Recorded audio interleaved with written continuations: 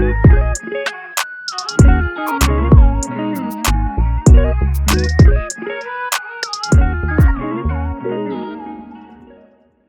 this is Lola, but you can call me Lola if you like. Hi, this is Velisa, and you can call me Vels if you want. And this is the Everybody Hates HR podcast, episode 106.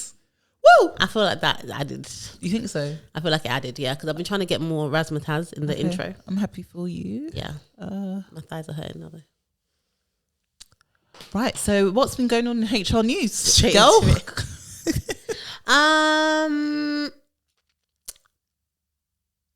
saw this video, actually. It's interesting, sad, about JP Morgan and their offices. So there was like one of the senior people, which director was it? Anyway, one of them from the US was basically talking about their offices. And the video is like a viral clip, but it's opened by saying, we don't want our employees to go home. We want them to stay in the office as soon as possible. So they was talking about how they've basically redesigned their offices, or how they've put a lot of thought into how the office is run in order to get people to stay in the office as long as possible. And the thing is, a lot of companies... Why do you want people to stay in the office as long as possible? Let me go. They said they have clients there. He actually said they have clients there morning, lunchtime and evening. Yeah, morning, noon and night. So actually they have a lot of functional spaces, and as there are clients around, they want employees to be around as well. And so they're trying to make it as, nice as possible. They have lots of on-site restaurants that you can even order your food directly to your desk. They have places to like relax. They have lots of different services and stuff on site. And I'm just like, they're not the first company to do it, or even do it in that way for that reason. Yeah. But you're actually telling on yourselves now. The companies haven't actually been telling on themselves up to date. You've had investment banks or other financial service institutions, professional service firms, law firms, who have pretty much done the same thing. And they just make it seem like, we want it to be a nice place for you. Yeah. But to come outright and say, we actually don't want you to go home. Yeah. It's like literally, like, we are literally doing as much as we can to make you our corporate slaves. And this is the next step. That's what they literally came and said. That is actually so ridiculous. Like, why don't you want people to have a healthy, balanced life in work and outside work? Then they have less time to work for you. Yeah, but capitalism is the issue. Yeah, but that is terrible, isn't it? And he said it with a smile on his face. Like, I was like, is this satire? Like, I thought it was satire, but he was for sure being serious. Do you know what? It's just the fact that he said it like he said, because like all the tech companies, the law firm, they've all done it in a way. Like Meta had sleeping pods when I was there, so you could literally sleep at work. So I get it, but to actually say we don't want you to go home, you're sick. Yeah, literally. And like I've said before, and like, what if I do?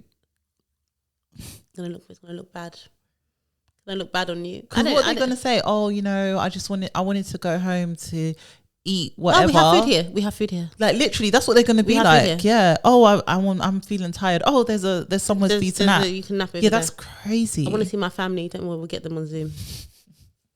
We'll get them on site. They can sleep here with you. Like,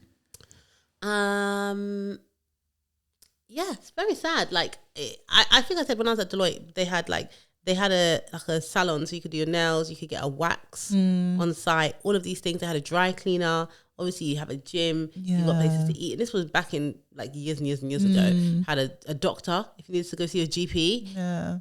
What else did they have that you might need to do? Obviously, you had post room, so any of those kind of errands. Like, you literally, I don't know if they had people's places to sleep, but it was more in the nurses area. So like, if you weren't feeling great, I don't know why you wouldn't just go home, but that was years ago. So I'm sure right now it's even more, like, companies are doing even more. Yeah, of course. But it's like those kind of things are kind of packaged as like convenient things, so you don't have to go at lunchtime or whatever, but not like literally live at work. Like, come on, man. Like, there's no self-awareness in these things. I think that's like an American thing. I don't know if they could get away with doing that in the UK. Like saying that. Yeah, not doing it. Doing it they could do, but saying it in the way that we don't want you to go home. It's like, we literally don't want you to we don't care about your work-life balance. One thing about Europeans, and I include like the UK in that, is a lot of us are, we try to respect our time. A lot of us. Not all of us, but a lot of us. What do you mean? As in, like, you can tell us, you want us to be here all the time and stuff. Okay. I think Europeans in general, but I would even put the UK slightly below. I promise you. Yes, like, we're not like the French. There we go. The Go French. to France, Go to the Netherlands. Those people will tell you. Know. I remember when I used to go in one of my previous jobs when I worked I used to go to Amsterdam maybe like every other week. And when it was at 12, I remember there was a time, it was 12 o'clock. I just saw everybody. It was like a movie. At 12 o'clock, everyone just slowly arose from their chair. And I said, where's everyone going? They said, it's lunchtime. They said, it's lunchtime. They looked at me like, are you mad? Like, you want to work? It's 12 o'clock. Like, that's what they did. And then 12 o'clock, they would all slowly move towards the lunchroom, which had free lunch. They would have their lunch there. And then they would go back to their desk at 1 o'clock or whatever it was. And it was just like, and then at 5 o'clock, the same thing. Slowly arise from their chair. Oh, what's going on? It's home time. And that was it. It was just like a matter of fact. Some people they don't play with their time. They don't play with their holiday. Like holiday. Let that holiday be 1 hour. Let that holiday be 1 hour short. Let it be overbooked by half an hour. Try and catch a European person in August. Try your best. You're not seeing them. They tell you I have to be on my vacation for 2, 3, 4 weeks at a time. They take that August time gone off. I respect them for it. Me too. I love that for them. Me too. That August, but if you work at a company which has like an international company which has a big European presence, even though you don't on holiday, you're August on holiday. Is nice. Yeah. You're also enjoying. My August is nice, so I like it. You go on holiday. I'll catch you in September. I'll catch you in September. That's a good time to catch up on things, or not, as the case may be, to chill. See, this is why the UK is, because of what you just said. He was like, oh, this is a good time to catch up on things. Yeah, well, see? Exactly. Yeah, while the Europeans or are chill, like... exactly. Yeah. But we should all just be chilling. Like, that time is the best time. It's the Christmas New Year time. You know, like I said, that's the only real holiday you get. It's the equivalent. Like, everything just kind of stops. Yeah. It's all picks back up in September. Sometimes I think, like, I miss traveling for work. And then I remember what is, because right now I'm working on a couple of different things, and one of my clients is in Sheffield. So I go up to Sheffield every other week, and I'm in Sheffield. And last time I went up, I didn't get a direct train because I was trying to respect my client's budget. I don't know why, I'm just too ethical. And I booked it late. So I was like, I can get a direct train, but it will cost like an extra £100, or I could just wait for 15 minutes at Doncaster. And my train was delayed. End up in Doncaster. I was like, David, look at me. What am I doing in Doncaster? I stand out like a sore thumb in Doncaster station, stranded, waiting for the next train to Sheffield. But that's as much travel as I do. So sometimes I'm like, it's going to take me 2.5 hours or 3 hours to get to Sheffield. I may as well just go to Paris. Like, I would rather, if I was traveling, let me go to Paris. It's going to take me the same amount of time. I may as well just go to Paris. Do you know it's the same what? station as well. So I'm going to, up the thing to get to the train to go to Sheffield. But then right there is the train to go to Paris. I would rather just go to Paris. It's true. I do think though, like when you travel for work, don't get me wrong. It's not that I don't enjoy it, but I think when you're someone who doesn't travel for work or hasn't traveled for work, you think it's like glamorous or it's like, oh yeah, they're so lucky. It's so long. It's sometimes. Like that thing, bus, club, literally another club, but instead it's train, plane, hotel, office, another meeting room, especially because like the likelihoods of the places you're traveling to are places you're gonna have to go to multiple times. Like the first time I went to Dublin, for example, like loved it, love Irish people, you know me, I always say it, I love Dublin, but I've been Dublin like countless times. So always hearing, oh, Velisa, you need to go to Dublin. Like, it's just an hour flight, but it's like, oh my God, why do I have to go? Yeah, do you know what I mean? And that's literally how I used to feel like when it was Paris but now really, I think I could enjoy it. Like, I think I'm over it, I can enjoy it. But I don't know if it's one of those things I'll just say it, and then when I do it, I'll be like, oh my God, I forgot this hotel. Yeah, I'm over it. Especially like... it's frequency though. If you're not doing it often, it's all right. Working at like Meta and Workday, I had to go to the West Coast like a lot. And I just find it so boring. Isn't it? What's a flight like? Isn't it exhausting? It's 11 hours. Yeah. Like, and if I was flying to LA, maybe I'd feel different. But I'm going to San Francisco. I'm so over it. Vegas was fun. The tech bros. Yeah, like I'm in Palo Alto. I'm just so over it. Like, and it would be, imagine having to fly 11 hours to go and do meetings with your team. That you could have done in the UK. Just so long. Like, I just find I don't know. If you get to go to somewhere that you would have liked to go anyway, and then you can actually extend. Yeah, and like stuff Vegas that. was good because I'd never been Vegas, and I got to see Usher, Mario, Lloyd's, at Keith Lee's recommended spot. So it was good. Like, for example, I have to go to New York for work. New York could be nice. And I already know that I'm gonna stay like the weekend, and I love New York. So that's the benefit of being able to extend. Or like I've gone to California, and then my husband's met me in New York because like I'm already there, so work pay for my travel. So it's got its benefits, but it's just very long. And since having my son, I find it even longer. I can imagine that I have to travel. Yeah, I can imagine. Just on Usher, as you mentioned him. So do you know, on the previous episode, I was like, okay, I don't have tickets to go to Usher, but I'm going to go to Usher. You got tickets now? No. One of my friends listening to the podcast, shout out you know who you are. And she was like, I heard you talking about Usher, so do you want to go? Like, we can actually get tickets. But we thought, there's actually still some tickets available. So she looked, Paris. So I'm going to Paris. I already know I'm going. It's about where I'm getting the tickets from. Fair. So she comes to me and she says, oh, you spoke on the podcast about Usher tickets. So I just looked because there's still some tickets available. The ticket prices, £440. Then I don't know why I'm looking at you. I will never say what I paid for his residency. So 300. I can get over that a bit. That's like once in a lifetime residency, Las Vegas. So £332. So the cheapest tickets that they have are £332, and they go all the way up to 500. Those are, I don't know if that's just because of what's Is this left. the O2? No, this is in Press. Oh, in Paris. Where's the stage? Hold on. The stage must be here. The stage. Oh, that's not bad. And then here, so I knew it was her, by the way. Yeah. Of course. But I literally having a conversation. I'm like, sorry, how much? I said, does it come with crack? She said, I said, does it come with crack? She said, I should hope so. She said, or at least a 60-second snog with Usher himself. And I said, you know what? It must do. For what? I'm going to pay £500 to go see Usher for. That's crazy. But I will get tickets. I'm going to Paris. Okay. Are you going to Paris? No, I'm going to O2. Okay, yeah, I'm going to Paris. I will be there with Usher in Paris. Okay. But I'm not paying £500. Absolutely not. That's too much. It will come down though, closer to the time. When people get desperate. I'll just buy it on Twitter. Yeah. When people get desperate. I'll just buy it on Twitter. That's why I bought my Beyonce ticket. Oh, is it? Yeah. Are you going to see Beyonce in June? Don't know. I'll see when I get to June. 16 carriages. I'll see how I get to June. I don't feel like I need to see Beyonce again. Fair. I think that's fair. But I always just, unless it's someone I really care about, even Usher, I just I can't fight online. Like, I can't tussle on Ticketmaster. I can't queue. Wizkid was the last person I could do that for, yeah. And even then I was just like, this is stressful.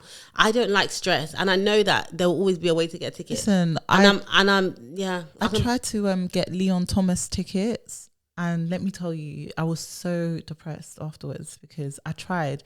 Whoever bought all those tickets, because I know it was you were using a bot, God forgive you, innit? Because I'm supposed to be seeing Leon Thomas. My husband is a fan. Like, he's his like. But did you get tickets in it? He was like his number 1 or number 2 on Spotify rap. Like, that is his guy, and I couldn't get tickets. Yeah, but you didn't get them in the end. No, I didn't get them. Just go on Twitter. I bought so many tickets. Listen, everybody, it's don't get scammed. Week after don't get scammed. I don't want people to start saying that I've forced them into scam again. But you get tickets off Twitter. Yeah, I get tickets off Twitter all the time. I hope I can get some. I've been getting tickets from Twitter since wireless, since 2015 for wireless or something like that. Do you know what I mean? I get tickets off Twitter all the time. Just search the tickets that you're looking for. Someone will be trying to sell them. I just buy them from that person. I hope I can get some. But yeah, I have a case. Oh yes, HR. Yes. I have a case. It's an NHS one. Woo! Mm-hmm. Love an NHS case. Yeah, we love those ones.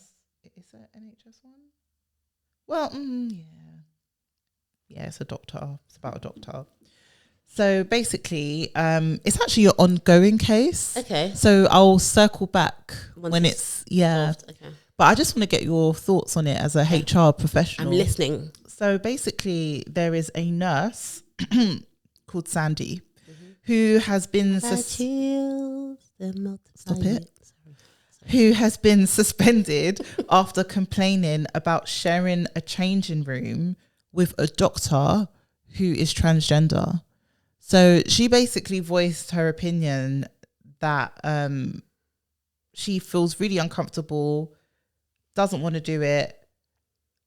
She felt embarrassed and intimidated when the doctor started getting changed in the changing room, and that started in December 2023. Okay, so not that it matters, but it kind of might matter just so I have more context.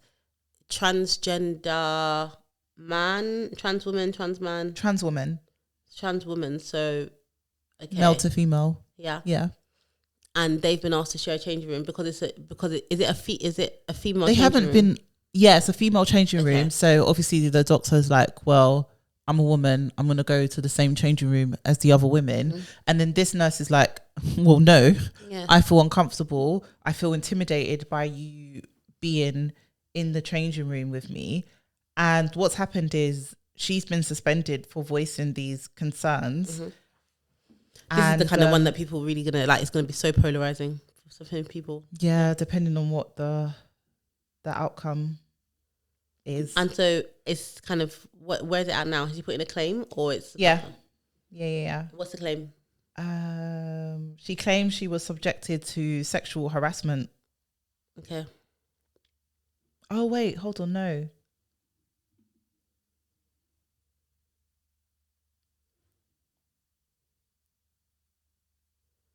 This is a lot of suspense right now. No, sorry, the doctor has raised it. The trans woman doctor has said, it's like almost like they both have. It's weird.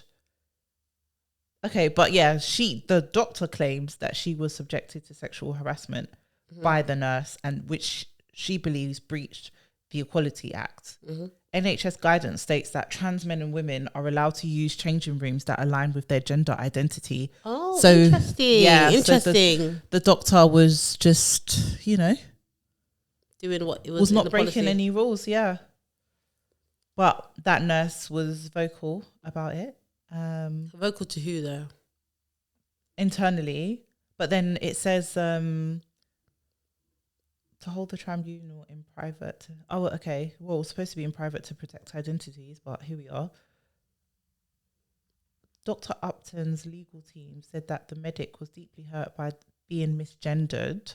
Oh, wait, sorry. So whose identity are we protecting? Because it says Dr. Upton. So yeah, Dr. Upton might be the one that's being protected. Well, it is, because the other one's face is all in this. Well, but we know the name, or is that a pseudonym? Maybe. Okay, fine. Yeah.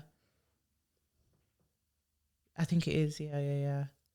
Were you talking into the mic? Sorry, the nurse has been there for 30 years as well, by the way. Oh my gosh. I know. So basically, in 2023, the nurse opened the door to the changing room and saw the doctor inside. She felt uncomfortable and embarrassed with the idea of undressing in front of Dr. Upton and stepped back out into the hall.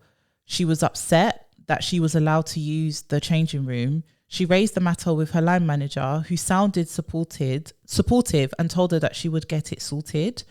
And then, what does that even mean? Yeah, more encounters happened later on that year, and the nurse said she was wearing a bra and work trousers in the changing room when Dr. Upton walked in.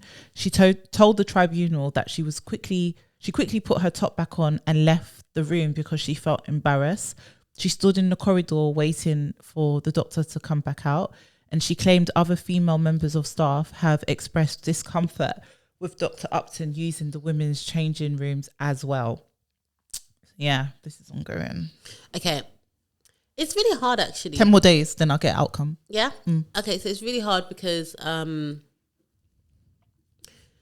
is a policy. So Dr. Upton hasn't actually done anything wrong. That's the first thing. Obviously, he hasn't done it. She hasn't done anything wrong.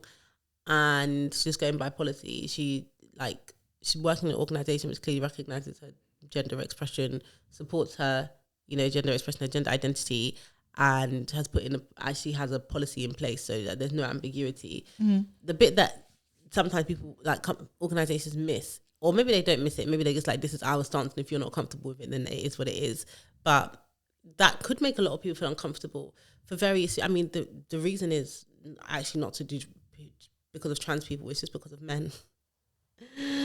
There's like a lot, obviously we've all heard stories, or we all know of cases where there are people who are genuinely like trans, and that's their true gender identity, but there've been a lot of cases of men who don't necessarily actually identify as women using this sort of thing to basically harass people. And I think it's just created a bit of a fear, even if it is like the minority of cases that will happen. It has created a fear, and I'm not saying that fear is not reasonable.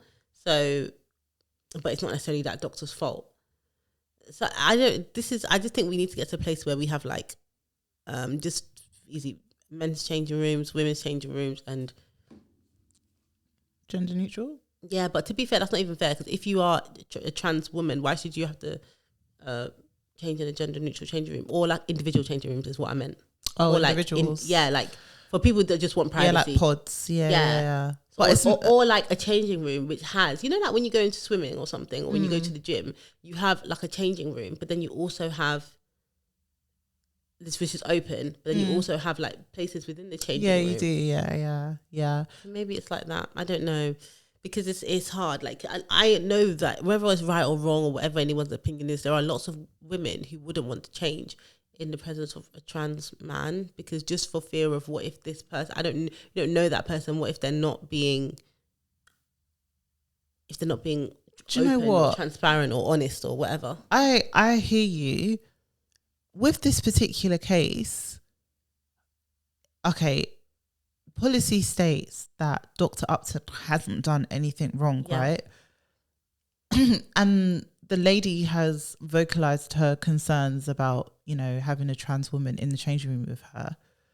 But like, why have you made this a thing? Like, if Dr. Upton has come into the changing room, like you said, you left. All right. Just how often are you? There's like 3 incidents that are mentioned, in a whole year. Can you not just, if you don't feel comfortable, just go to the toilet, because that's a changing room. Go and put your top on in the toilet. Yeah, the thing is, I actually get it. This is one of those ones where I get it from everyone's perspective. I get it, but don't make a hoo-ha. Don't now make it so that Dr. Upton is seen as a villain. Yeah. Do you get what I'm saying? Because they're saying, she made me feel intimidated and all of this that's stuff. The problem, because you're looking at her like she is still a man, right? Yeah. So rather than, you know, making a hoo-ha, I think the issue here is this is not about Dr. Upton. Like, Dr. Upton is really just, unfortunately, like collateral damage in this situation, because it's a policy issue. This is actually where you could actually have a grievance against the company. I'm not saying it's a legitimate one or it would be upheld or anything like that, but your problem is that they have implemented a policy which you feel makes, like, the outcome of which makes you feel uncomfortable, versus this person that has done it. Do you know what I mean? Like, for instance, you have some companies which do, like, if you, let's say you go on a away day or you go travel in a group, they will make people share rooms, hotel rooms. Yeah. And it's like, if you're sharing a hotel room with somebody and that person, and you don't want to, it makes you feel uncomfortable, then your issue is not necessarily with that person. You're uncomfortable because your employer has put you in a situation where you have to share a room with somebody. That's what makes you uncomfortable. Not necessarily, it might not necessarily be that individual person. And I feel like this is the same case. Like, your employer has made a decision which you don't agree with, but it's nothing to do with this Dr. Upton. Do you know what? That just reminded me of when I was working at a company, and there was like an offsite. It was like a big one. So it was like the whole of EMEA was going. And because of that, people had to share rooms. And in APAC, so they released all the rooms and like who you're sharing with, so you know. And they basically, the data they pulled meant they pulled the name of someone in Japan's birth name, but they were actually now a trans male, but it pulled their birth name. So now, and they hadn't said to anybody. So now everybody in the Japan office. But they know that it's just a name. Did they clock it? Oh no! They clock. It was like, I don't know, like it was like being Sally called John now. David. Yeah, like it was crazy. Like, yeah, and it pulled, and it was luckily it was not to do with me, because it was in Japan. So maybe it was a global one. Yeah, and it caused uproar, like, oh, so if this never happened, you wasn't going to tell me. Why should they tell? Why should you? Oh, that I was sharing a room. Yeah, like I was sharing a room with somebody. It's too hard. Like, I'm just happy that I'm not in this sort of situation. Like, the easiest thing is just put you in your own room. Like, and obviously that's not like a detriment, because I think most people would want to have their own room. Yeah, but you can't do that with changing rooms. No, but it's really hard, because I understand why some women don't like that because of, it might be things that they've experienced. It Yeah, could be, true. and you don't necessarily have to agree with everything your employer does or says or whatever. So just because your employer has put it into policy doesn't necessarily mean that you agree with it.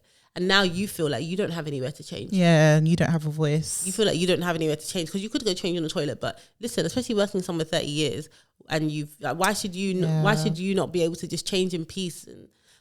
But to stuff like that, and obviously I'm prejudging because I don't know her, but the fact that she's been working for over 30 years tells me she's also of a certain age and from a certain time. So things like this may not necessarily be something that she agrees with, that it might still be very foreign to her in terms of like not having interacted with people like Dr. Upton, which also might be playing a part. I don't know, but you know, you're a nurse, so get it together kind of thing a little bit. But I understand where she's coming from, but come on, man. Yeah, I think, it's just because you just don't know people. You just don't know individuals. Like, and everybody has a different stance on this. Like, for instance, some, you know, like some women, like let's say there's a gay man in the room. They have no issue changing in front of that man because he's gay and he's obviously not attracted to them. Which I think, for me, that I would just find that, like, I don't want to change in front of a man, full stop. I don't care if you like women or you don't like women or whatever. Yeah, you're still but a then man. equally, I could be in a room full of lesbians and I would get changed. Like, it just, everybody has a different stance. Because obviously I can appreciate, it doesn't mean you like me. Yeah, I might not be your type. I might not be your type. And even then, like, it's more like we all still have the same thing. So it's not exciting. Yeah. But it's just, the logic is stupid. Do you know what I mean? So I can't judge someone being like, oh, that's dumb, because what I just told you also makes no sense. Yeah, it's not dumb, but it's just interesting.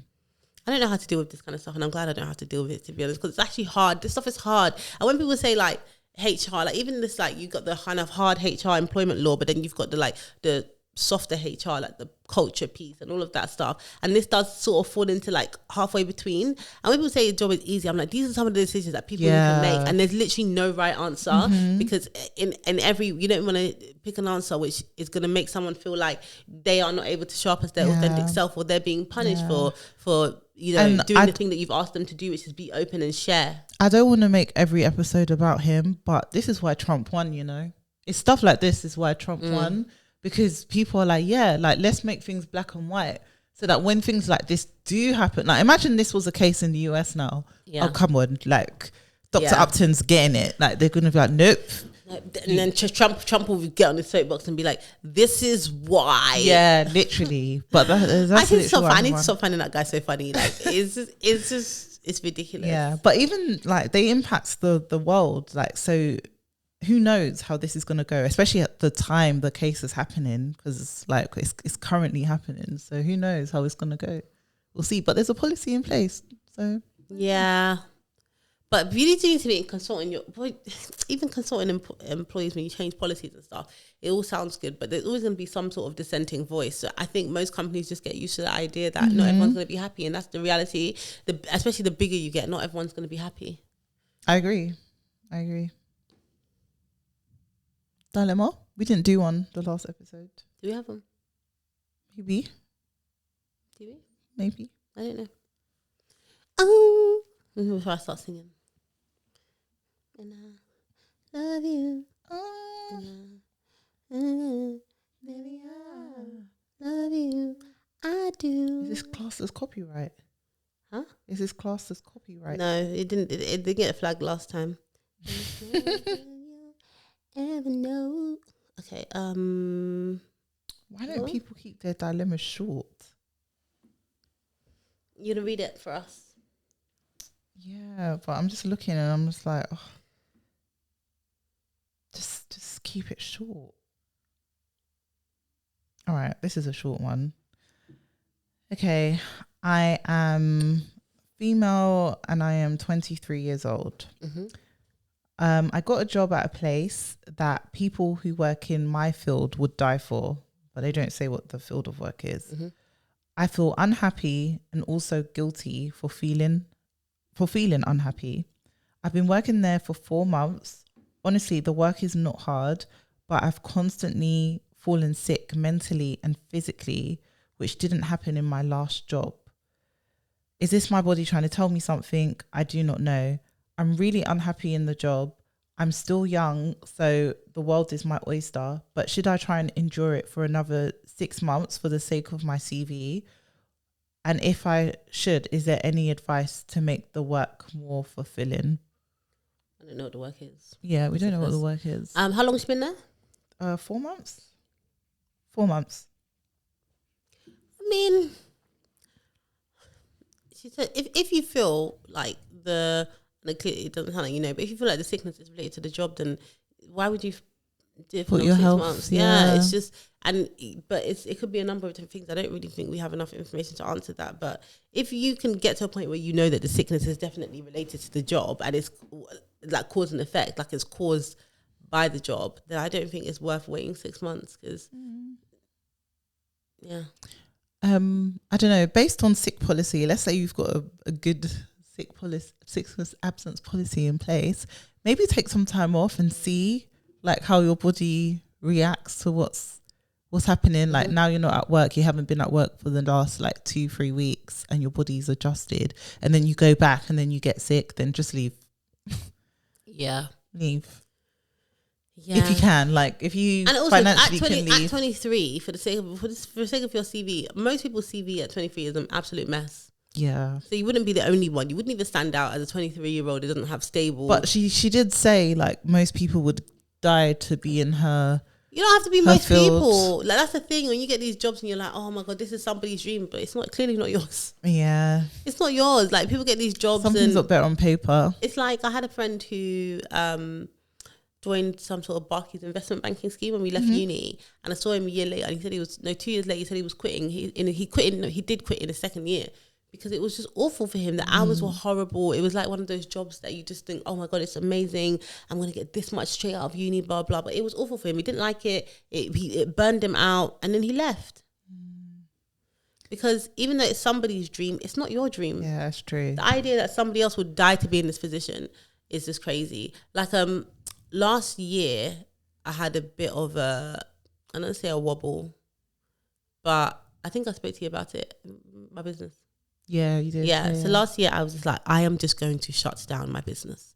Like I'm just over it. I've just had enough. Like there's too much work. I have too much responsibility for people. Like there's 3 other people who I'm responsible for like feeding them basically, and I just can't do it. And I remember I think I called you and I said, yeah, I'm gonna close the business down. And then Velisa was just like, I didn't take her seriously. I was like, you're not doing it. Yeah. But I was dead serious. Like I was like, it's genuinely something I was considering, and it was something I was considering. But the thing that made me feel guilty, and it wasn't the reason I ultimately decided not to, because as I said, if it's not your dream, it's not your dream. But I mentioned it to a couple of friends, and they were like, oh my gosh, like so many people would have loved to build a business like this one. Like loads of people are trying to get their business, blah, blah. And I remember thinking like, yeah, but that's good for them. That's good for them.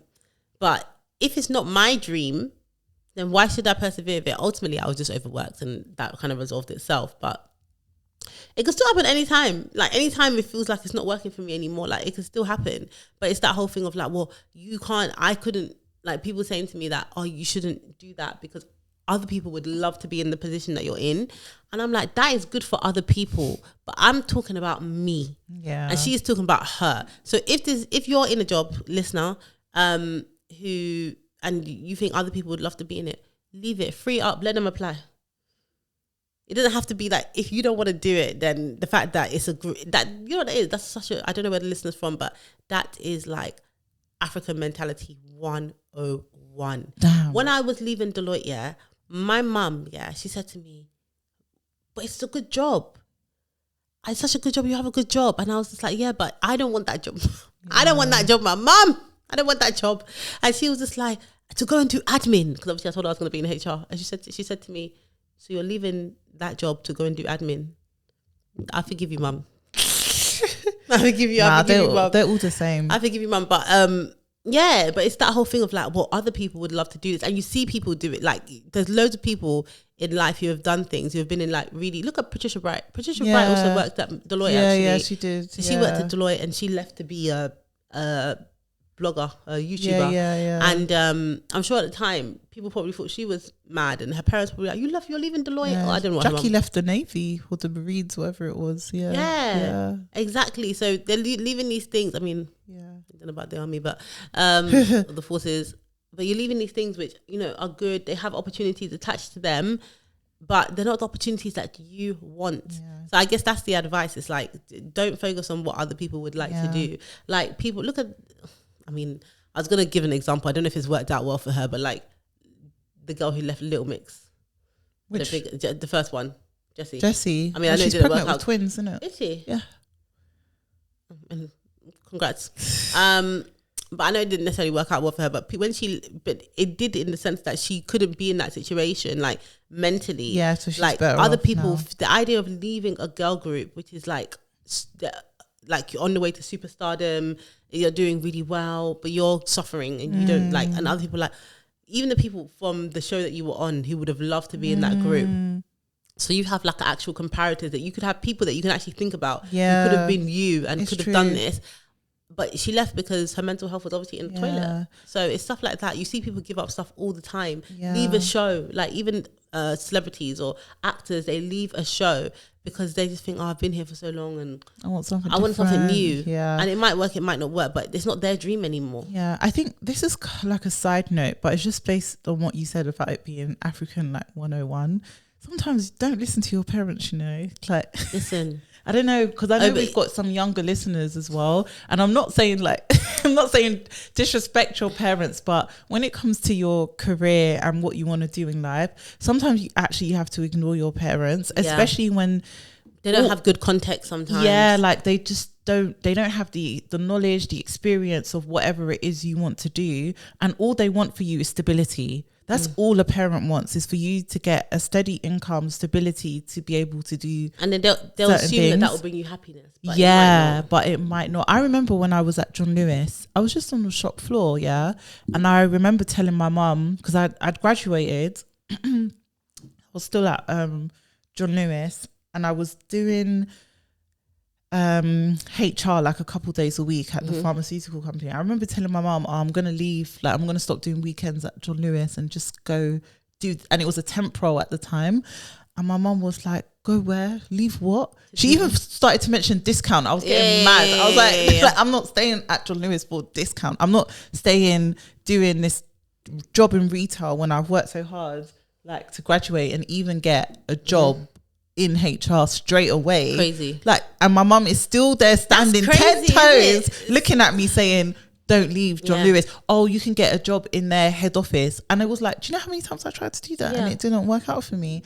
So from that time on, I never told my mum when I was looking for a job until I got the new job, because the same way she was like, oh, don't leave John Lewis, when I got to the pharmaceutical company, it was the same thing. Oh, don't leave there to go there. Like, do you know what I mean? So after that, like, I never told her when I was leaving. I only told her when I got the job. Yeah, I've got a brother, a half brother, a younger brother. He's 24 now. Already? I think he's actually 20. I think he's younger, you know. No, he's 24. Is it? 24 now. Oh, that went really quick. He's in his final year. So anyway, he he's from Ireland, he's Irish. And when he was going to uni, his mum was like, his mum's nurse. It's like, student nursing. And he was like, I don't want to do nursing. She was like, do mental health nursing. I think you'd like it. And I remember he was like, I'm going to uni to do mental health nursing. He's going to university in the UK. And I said to him, he's just like a normal 24-year-old like man, yeah. Well, at the time, obviously, he was a 17-year-old boy, but it's a normal one. And I said, you, or 18 or whatever, I was like, you are going to absolutely hate that. And he was like, no, like, I've spoken to my mom and I've researched it, and you know, people say this and that. I said, you're going to absolutely hate it. And his mum was like, no, it's a good idea, and obviously like has a great relationship with his mum or whatever. So he did it.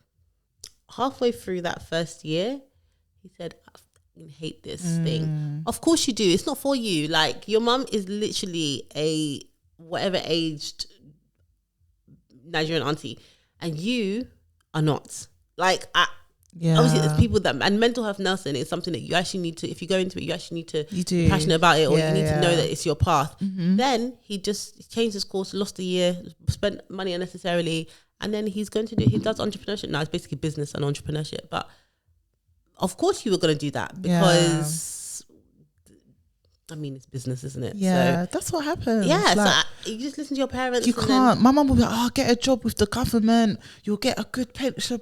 Like, to be fair, she's not right. wrong. They're she's not wrong, right, but it's not for me. But it's not happiness centric. It's not happiness me. centric. It doesn't have your happiness in the center because actually, I think we need to get like our mums or some aunties on the pod, but their happiness was really derived from, you know, having stability, being able to build a life, and all the things that they're saying to do. They will enable you to like go to work for the government, get a good pension, get a decent amount of money, and you will be able to, you know, have stability, have a steady life, like, you know, do your work-life balance. So they're not wrong, but that's not how you're going to derive your happiness. You have other things that you want to achieve.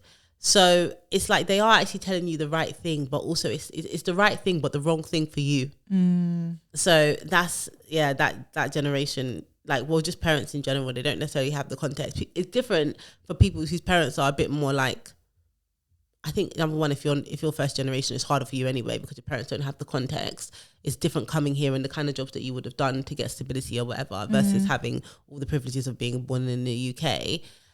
And like if your parents have been in certain environments, what they've had exposure to is completely different. So sometimes just don't. But I say that as my mum, when I was getting to uni, she was like, go study law. And I was like, I don't want to study law. Yeah, I was told to study law. Yeah, and now I'm studying law. I haven't told my mum that either, so. You haven't? No, I'm telling her that for. Like, I told you. Not even that. It's just like, she's, even now, my mum will be like, again. I was studying again. Did you know, I told you about the study about black women, like. What? Basically going qualification for qualification. Yeah. Like, there's some of the most qualified individuals in the world. Overqualified in some cases. Yeah, because of the qualifications. No, but I remember I'm very I only do qualification for a very specific purpose. I won't do the qualification until I need the qualification. And I won't do the qualification unless I'm going to be able to see directly how it is going to help me to reach a specific goal or make more money. Otherwise, there's no point. I don't do qualifications for fun. I don't believe in that rubbish. That's people that have more time than me. Oh, I'm deciding to do this course on this, or I'm doing a project management course, but I'm not really sure I want to go into project management, but I think it will be good to help me in my HR career to have a project management. No. I don't do that kind of stuff. Listen, if I need a specific skill and I need to study to get it, I'll do it. That's what I'm going to do. Yeah. I think that's fair. But yeah, we are really overqualified. Yeah. And also, my other campaign would be to stop people doing masters straight after the undergrad. I think it's stupid. I 100% agree with you. Yeah. Yeah. I don't know why anybody would do that. Like, some courses have a master's attached to it, actually. But I think doing a master's degree straight after your undergrad, if you did your undergrad straight out of school, is ridiculous. Because you don't have, it's like a lot of the kind of postgrad is all about application and what you're applying it to your the studies that you just did for 3 years before. Yeah. Doesn't make any sense. Yeah. I agree with you. It kind of breaks my heart, you know, when people say, it sounds dramatic, but, you know, when people have worked so hard, like they're like, oh, I've done my my undergrad in HR, whatever, and I've done my master's in HR management or whatever it is, and I still can't get a job. And it hurts me because I'm like, you've worked really hard and you at the wrong things. Yeah, like you just gone and got a job, like, and then done it in between or done it at the same time. It depends. And in some places, in some countries, you haven't got a master's, you're not going nowhere. Do you know what I mean? Like, you really need a master's to do things. This is not one of those countries. Yeah, UK is not like that at all. You don't need a master's for a lot of things. Some when I look at some people in senior positions and I see their CV or I see their LinkedIn profile, I do think it's different now, though. I'm like, I think a lot of the people in those senior positions wouldn't have got those positions if they went today. So, you know what? No, I don't agree, because there's some, like, I'm not thinking of older people. Oh, who are you thinking about? I'm thinking of like youngish people, let's say like late 30s, early 40s, who have like jumped from being a recruiter straight into being a head of people. Oh yeah, I see that all the time. Do you know what I mean? Yeah, I'm like, but that's just because they like to hire. Do you know what it is? It's because listen, the recruiter. And it's always a man. The recruiter head of people pipeline is mad. It's mad, isn't it? And I hate it. Because be a head of talent acquisition, But what they do is because startup founders don't know The any difference is, better, yeah. and then they'll be like, okay, we need someone in HR, and yes, recruitment is a part of HR, but they'll bring somebody in, like generalists can recruit, recruiters can't be generalists. That's the way it works, isn't it? Like, you know, all thumbs are fingers, but not all fingers are thumbs. So if you get a generalist, yes, they can do recruitment, right? But if you get a recruiter, they can't just go and do a disciplinary for you or go and, you know, do a policy review. And that's what they do. It really upsets me. Like, but then what happens is that they get to a point where those people, when they're trying to scale up, it makes sense for the head of people to have a talent acquisition background. But then when they get to that kind of point where they've hired all their people, then they start realizing that the head of people that they have with the talent acquisition background doesn't have the right skills and capabilities, and that's when they call me for redundancies and you know, covering the work otherwise and stuff. But that, when I see it and I'm like, okay, I'm head of people, and I look and it's like, you have never done anything. Literally, not in a HR, damn not thing. one thing. You haven't even written a letter. Like, can you imagine? I haven't even written a letter. And now, but I used to work for a recruitment company, so I know loads of people like that. And then they come and call me, oh, hi, Lola, I'm doing my first head of people role. I just wanted to, you know, get your opinion on this really super basic thing that even an admin would know. Can you help me with it? So I don't have an issue with it, but you really have to do the work if you go into that sort of position, and you should definitely do CIPD. Yeah. They should. So, like, cheeky. The recruiter to head of people pipeline is crazy. It's mad. It's crazy. Wow. But yeah, on that note. No? Oh my gosh. What time? Okay, yes. Go on, sorry. Like, comment, subscribe, all that good stuff. That's a wrap, guys. Bye.